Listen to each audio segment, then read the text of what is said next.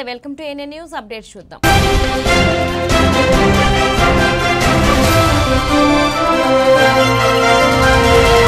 హింసాత్మక సంఘటనలకు ఉద్రిక్తతలకు తావు లేకుండా ప్రశాంత వాతావరణంలో దుబ్బాకలో ఎన్నికల నిర్వహణకు పకడ్బందీ ఏర్పాట్లు చేశామని జిల్లా ఎన్నికల అధికారి కలెక్టర్ భారతి హోళికేరి అన్నారు. శుక్రవారం జిల్లా కేంద్రమైన సిద్దిపేటలోని విద్యుత్ అతిథి గృహంలో ఎన్నికల పోలీస్ పరిశీలకులు సరోజ్ కుమార్ ఠాకూర్, వ్యయ పరిశీలకులు నరేష్ బుందేల్, మనీష్ ద్వివేదిలతో సమావేశమయ్యారు. ఈ సందర్భంగా కలెక్టర్ దుబ్బాక ఎన్నికల పోలింగ్ చేస్తున్న ఏర్పాట్లను పరిశీలనకు వివరించారు. దుబ్బాక నియోజకవర్గం నైసర్గిక స్వరూపం, జనాభా, విస్తీర్ణం, ఓటర్లు, పోలింగ్ కేంద్రాల ఏర్పాటు, స్వీప్ కార్యక్రమాల నిర్వహణ తదితర సమాచారాన్ని వివరించారు. సో ఇవన్నీ కూడా కాకూడదనియే ఈ ప్రిపరేషన్ కానీ ప్రిపరేటరీ యాక్టివిటీస్ అనేది చాలా చాలా చాలా క్రిటికల్. సో అందుకే ఏం చేసామంటే టేబుల్ పెడుతున్నాము.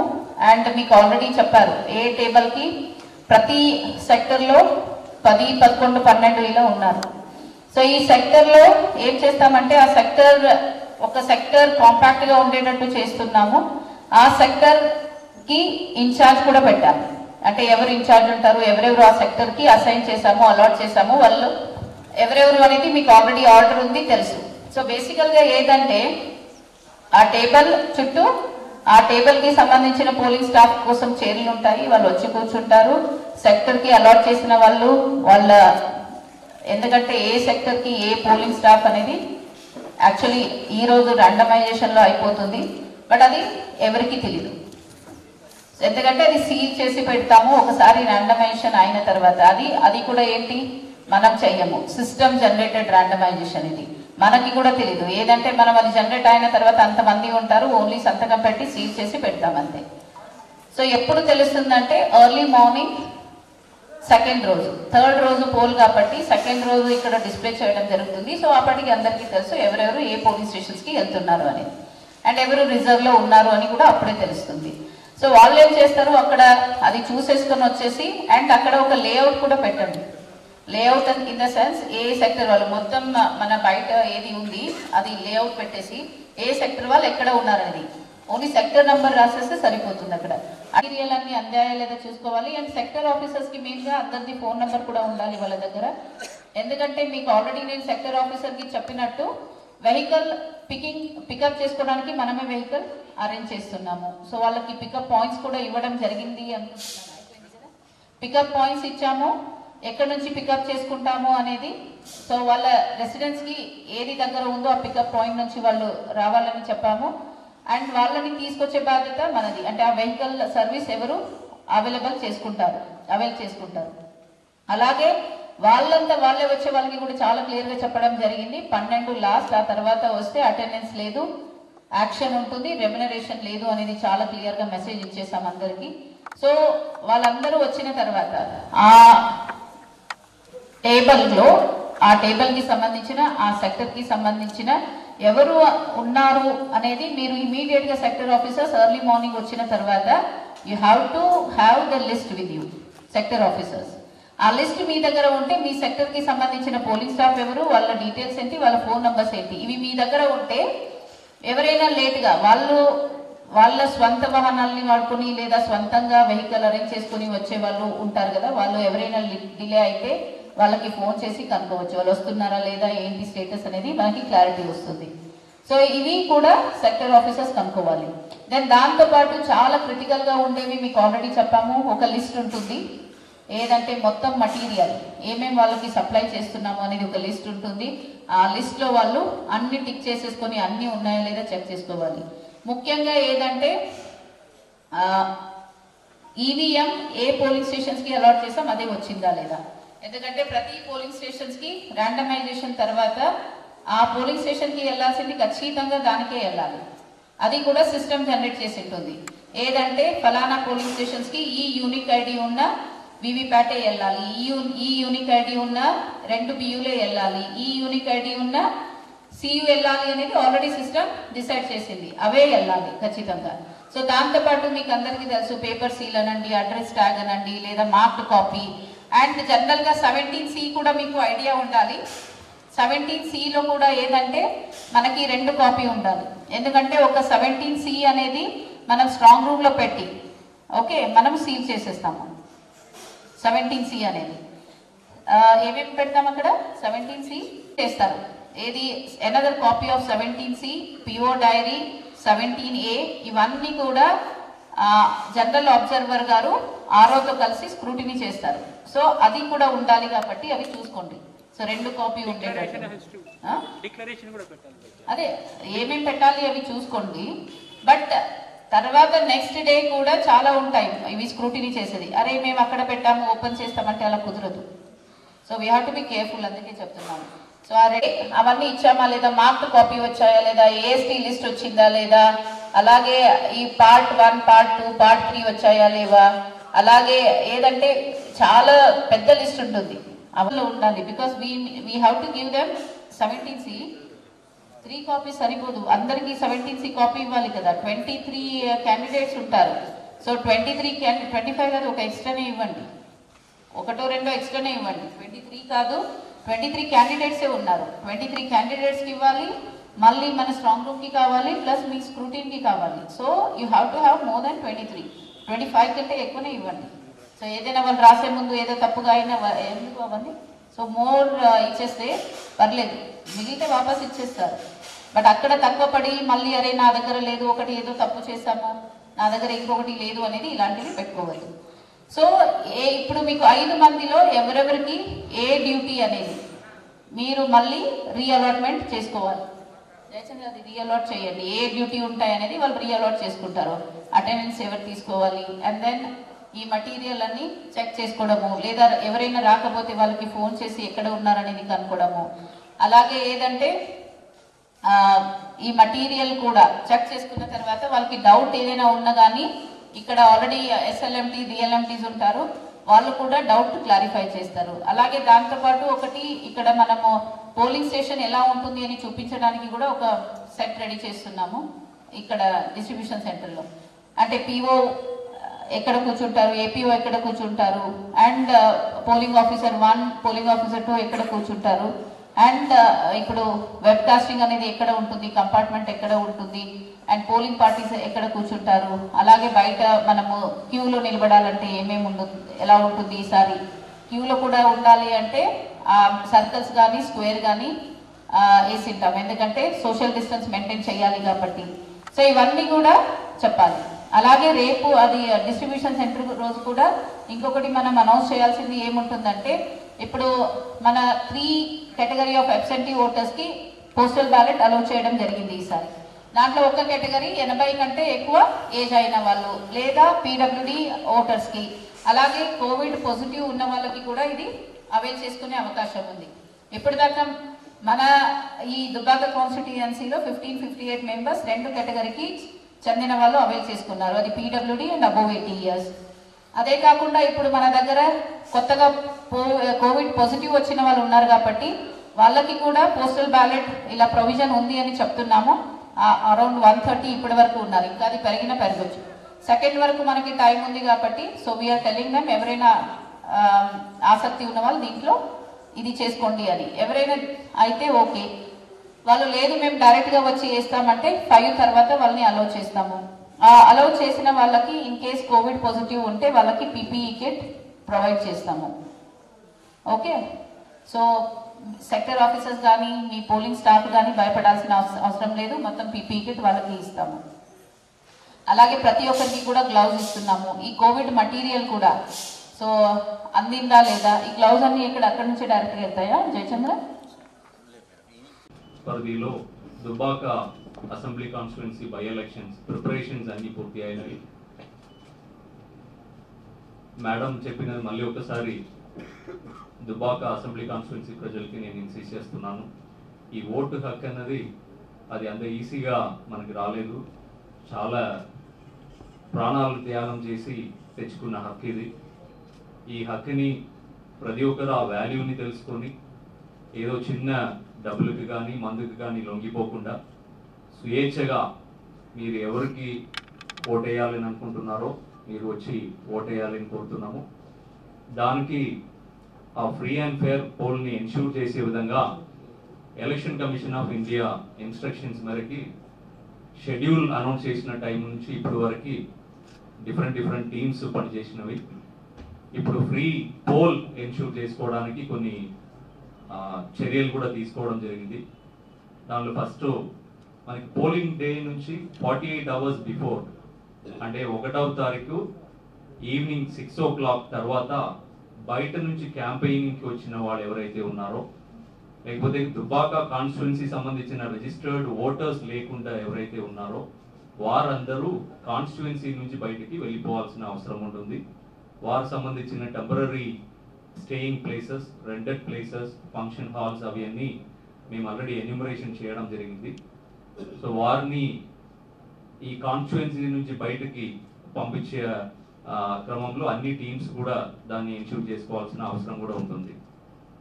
రెండవది 144 సెక్షన్ అనేది 1వ తారీఖు ఈవినింగ్ 6 o'clock టైం నుంచి 4th ఈవినింగ్ 6 o'clock వరకు ఎంటైర్ కాన్స్టిట్యున్సీ, దుబాకా కాన్స్టిట్యున్సీలో ఎంటైర్ కాన్స్టిట్యున్సీలో ఈ ప్రొహిబిటరీ ఆర్డర్స్ ఉంటుంది. 5 members కంటే ఎక్కువ ఎవరు కూడా గ్యాదర్ అవ్వద్దు, ఎలాంటి వెపన్స్ వాళ్ళు క్యారీ చేయవద్దు, ఎలాంటి క్యాంపెయినింగ్ విత్ లౌడ్ స్పీకర్స్ చేయవద్దు. ఇట్లా ఏదైతే ఎలక్షన్ కమిషన్ ఆదేశాలు మనకి ఉన్న ప్రొహిబిషన్స్ ఉన్నాయో అవన్నీ మెన్షన్ చేస్తూ ఆర్డర్ కూడా జారీ చేయడం జరిగింది. దెన్ పోలింగ్ డే సంబంధించి మేడం చెప్పినట్టు 169 పోలింగ్ లొకేషన్స్లో 33 క్రిటికల్గా ఐడెంటిఫై చేయడం జరిగింది. దానిలో సెంట్రల్ ఆర్మ్డ్ పోలీస్ ఫోర్సెస్ మనకి 4 కంపెనీస్ వచ్చినాయి, వారిని డిప్లాయ్ చేయడం జరుగుతుంది. దాంతోపాటు మన స్టేట్ ఆర్మ్డ్ పోలీస్ ఫోర్సెస్, మన district civil force, other district civil forces and armed forces అంతా కలిపి దాదాపు 2000 మందితో బందోబస్తు ఏర్పాటు చేయడం జరుగుతుంది. దీనిలో స్ట్రాంగ్ రూమ్ బందోబస్తు, ఎలక్ట్రానిక్ ఓటింగ్ మెషిన్ ట్రాన్స్పోర్టేషన్ బందోబస్తు, పోలింగ్ లొకేషన్లో స్టాటిక్ బందోబస్తు, క్రిటికల్గా ఏదైతే విలేజెస్ ఈ రీసెంట్ డెవలప్మెంట్స్లో ఐడెంటిఫై చేసినామో దానిలో విలేజెస్లో పికెట్స్ పెట్టడం జరుగుతుంది. ఇది కాకుండా సెక్టార్ ఆఫీసర్స్కి ప్రొటెక్షన్కి రూట్ మొబైల్స్, సెక్టార్ ఆఫీసర్స్ వెహికల్లోనే వాళ్ళకి అందుబాటులో పోలీస్ ఆఫీసర్స్, స్ట్రైకింగ్ ఫోర్సెస్ 20 అదనంగా స్ట్రైకింగ్ ఫోర్సెస్ పెట్టడం జరుగుతుంది. స్పెషల్ స్ట్రైకింగ్ ఫోర్సెస్ 15 పెట్టడం జరుగుతుంది. కమ్యూనికేషన్ మనకి ఏదైతే విలేజెస్లో ప్రాపర్గా కమ్యూనికేషన్ లేదో ఆ విలేజెస్ కవర్ చేస్తూ రిపీటర్స్ ఇన్స్టాల్ చేసి ఈ విహెచ్ఎఫ్ సెట్తో కమ్యూనికేషన్ షాడో ఏరియా లేకుండా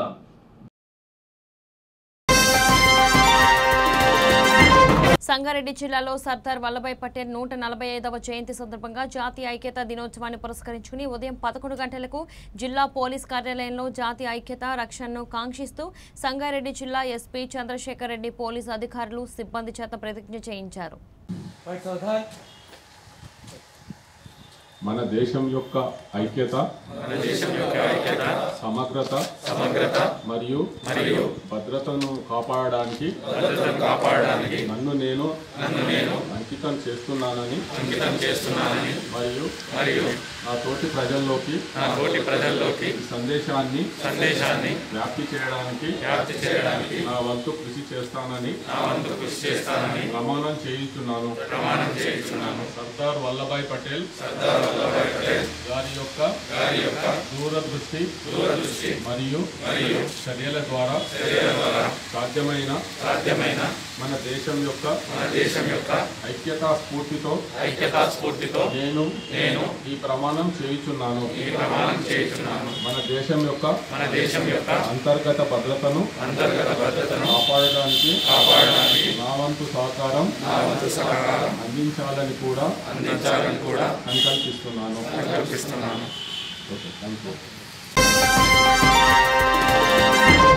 భద్రాద్రి కొత్తగూడెం జిల్లా అశ్వారపేట మండలంలో సర్దార్ వల్లభాయ్ పటేల్ జయంతి సందర్భంగా పోలీస్ సిబ్బంది మరియు ఫారెస్ట్ సిబ్బంది, ఎక్సైజ్ సిబ్బంది కలిసి ర్యాలీ నిర్వహించారు. ఈ సందర్భంగా వారు మాట్లాడుతూ స్వతంత్ర భారత తొలి ఉప ప్రధాని, తొలి హోంమంత్రిగా దేశాన్ని ఏకఖండంగా తీర్చిదిద్దిన సమైక్యతా స్ఫూర్తి సర్దార్ వల్లభాయ్ పటేల్ అని కొనియాడారు. ఈ కార్యక్రమంలో circle inspector Bandham Upender, SI Rammurthy, excise CI Nagaiah, SI Srihari, forest range officer Abdul Rehman, fire officer Devanand Reddy, department సిబ్బంది పాల్గొన్నారు.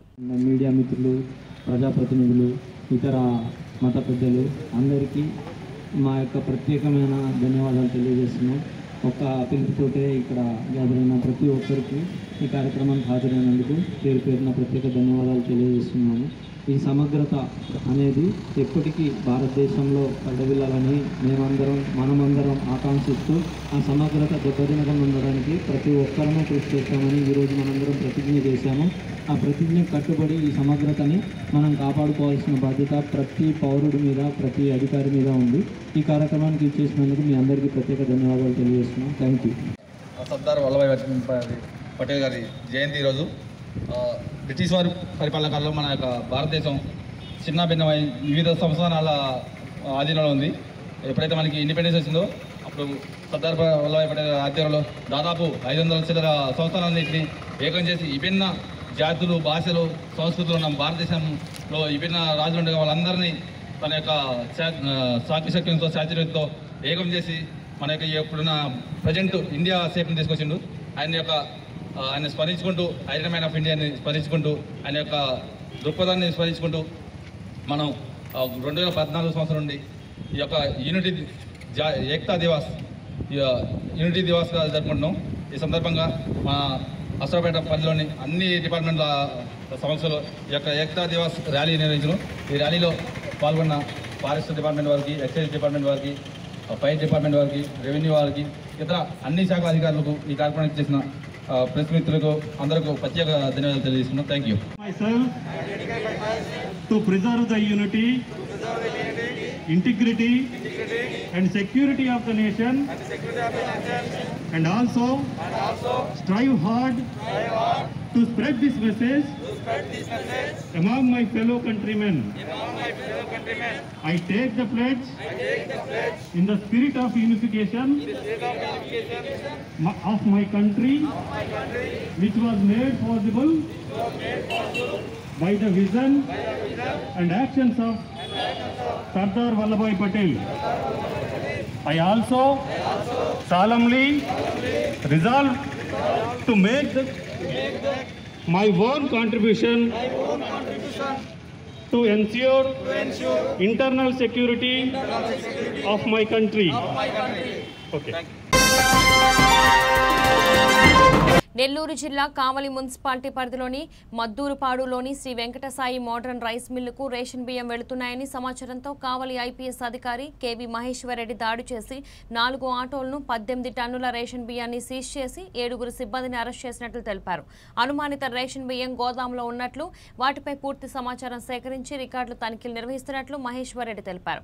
ఈ దాడుల్లో పట్టణ సీఐలు, ఎస్ఐలు, విజిలెన్స్ అండ్ ఎన్ఫోర్స్మెంట్ అధికారులు, సివిల్ సప్లై అధికారులు పాల్గొన్నారు. ఏ రిజిస్టర్ అయితే మనం తీసేస్తాం. ఏ రిజిస్టర్ మన ధాన్యం ఎంత ఉండాలి. 8:39 అరౌండ్ ఒక ఇన్ఫర్మేషన్ వస్తే దాన్ని పీడిఎస్ రైస్ తీసుకెళ్తున్నారు. సో మేము మా సిఐ గారితో, తర్వాత ఎస్ఐలు ఇద్దరు, మాల్యాద్రి గారు అండ్ ప్రతాప్ గారు, దాన్ని ఫాలో అవుతూ ఇక్కడికి వస్తే 2 ఆటోస్ లోపలికి వస్తున్నాయి రైస్ మిల్ లోపలికి. ఇక్కడ లోపలికి వచ్చి చూస్తే ఇంకా వేరే ఆల్రెడీ ఒక 2-3 ఉన్నట్లున్నాయి. ఇక్కడ వాళ్ళని మేము అడిగితే ఆ రైస్ని మొత్తం తీసుకొని వచ్చి ఇక్కడ అమ్ముతున్నామని చెప్పి అన్నారు. సో వాటిని మొత్తం సీజ్ చేయడం జరిగింది. అరౌండ్ 360-370 బ్యాగ్స్ ఆఫ్ రైస్ని. అండ్ దాంతోపాటు లోపల ఇంకా చెక్ చేస్తే అది suspected to be PDS rice ఇంకా ఉన్నట్లు ఉంది. సో అందుకని చెప్పి నిన్న సివిల్ సప్లైస్ డిటీ గారిని అండ్ విఆర్ఓ గారిని పిలిచి వాళ్ళ సమక్షంలో మేము మీడియేటర్ నామా చేసేసి దాన్ని సీజ్ చేసిన తర్వాత 7 మెంబర్స్ని అరెస్ట్ చేయడం జరిగింది. మిగిలిన వాళ్ళు ఎవరైతే వాళ్ళు చెప్పారో వాళ్ళని మేము లీడ్ తీసుకొని మిగిలిన వాళ్ళు కూడా అరెస్ట్ చేయడం జరుగుతుంది. ఇంకా లోపల ఏదైతే మేము suspected to be PDS rice ఉందో దానికోసం అని చెప్పి సివిల్ సప్లైస్ డిపార్ట్మెంట్ వాళ్ళకి రిక్వెస్ట్ చేస్తున్నాము. దాన్ని ఒకసారి చెక్ చేసి వాళ్ళు ఏదో కన్ఫర్మ్ చేసి దాని బేసిస్గా అకార్డింగ్ టు ఇన్వెస్టిగేషన్ జరుగుతుంది. సార్ ఈ లారీ సార్ ఈ లారీ సీజ్ ఈ రోడ్ మొత్తం చేసినారు. ఎన్ని బ్యాగులు ఉంది? అరౌండ్ 370 అరౌండ్ 18 టన్స్ ఉందని చెప్పి అంటున్నారు.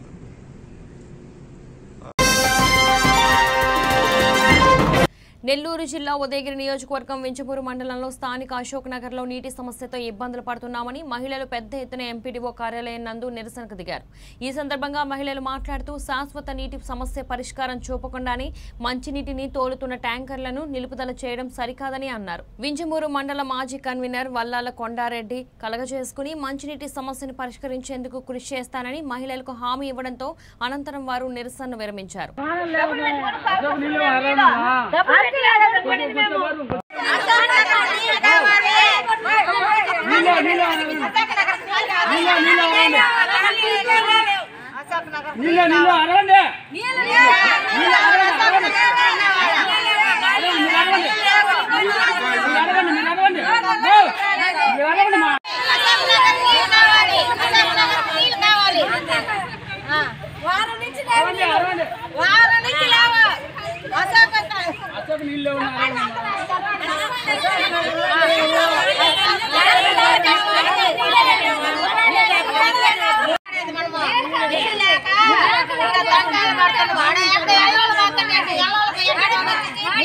ఆఫీస్ ఎండి ఆఫీస్కి వచ్చాము. ఎండి ఆఫీస్కి వస్తే మేము వచ్చి చూస్తామంటుండ్రా కానీ మేము ఇప్పుడు మేము నీళ్ళు ఏం తాగాము. మాకు నీళ్ళు ఇబ్బంది అయిపోయింది. చుట్టాలు పక్కాలు వచ్చినా కూడా మేము రావద్దు అంటున్నాం. ఇంట్లో భోజనాలు వండుకునేదానికి కూడా ఇబ్బందిగా ఉంది. ఈ సమస్య మేము వచ్చి అడిగితే మేము వచ్చి చూసి చేస్తామని అంటున్నారు కానీ రాలేదు. ఆ ట్యాంకర్లు ఆపేసిండ్రు. మాకు చాలా సమస్యలుగా ఉండయి. మేము బిడ్డలు తల్లులు మేము ఏడకపోయి నీళ్ళకి అల్లాడాము. ఇది మేము మా సమస్య కానీ వస్తే మేము వచ్చి చూస్తాము వచ్చి చేస్తాము అని అంటారు. ఓట్లకు వచ్చే మాత్రం వచ్చేదే ఈ నీళ్ళకి మాత్రం ఇది ఎవరు అంటారు అని అంటారు సార్. ఇది ఆదిలక్ష్మ మాది ఇంజమూరు. అశోక్ నగర్లో నీళ్ళ సమస్య ఎక్కువగా ఉంది. మాకు నీళ్ళే లేవు. ఎవరన్నా బంధువులు ఇళ్ళకి వచ్చినా కూడా ఇక ఇచ్చేదానికి గుక్కిడి నీళ్ళు కూడా మాకు లేవు. ట్యాంకర్లు తోలుతా ఆపేశారు. కాబట్టి మాకు కొలాయిలు లేవు, బోర్లు లేవు. మా ఊరికి చాలా ఇబ్బందిగా ఉంది. నీళ్లు లేక అల్లాడుతున్నాం. అన్నం కూడా వండుకోలేదు. 3 రోజులైంది అన్నం వండుకోక. మాకు నీళ్లు లేవు. అశోక్ నగర్ సార్. ఇంజమూరు అశోక్ నగర్. లక్ష్మి.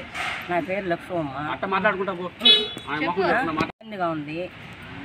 ట్యాంకర్లు ఆఫ్ చేశారు. మాకు బోర్లు కొలాయిలు ఏమీ లేవు. 3 రోజుల నుంచి మాకు నీళ్ళకి చాలా ఇబ్బంది అయింది. ఎవరైనా బంధువులు రావాలన్నా నీళ్ళు లేవని వాళ్ళని ఆఫ్ చేస్తున్నాము. పిల్లల తల్లులు నీళ్ళతో భలే ఇబ్బంది పడుతున్నాము. మాకు అతి తొందరగా నీళ్ళు కావాలా.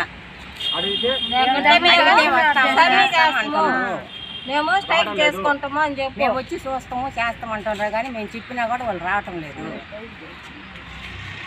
అందువల్ల మేము ధర్నా చేస్తున్నాము. ఇమిడి ఆఫీస్కి వచ్చినాము. ధర్నా చేస్తున్నాము. నమస్తే, welcome to NN news update. చూద్దాం.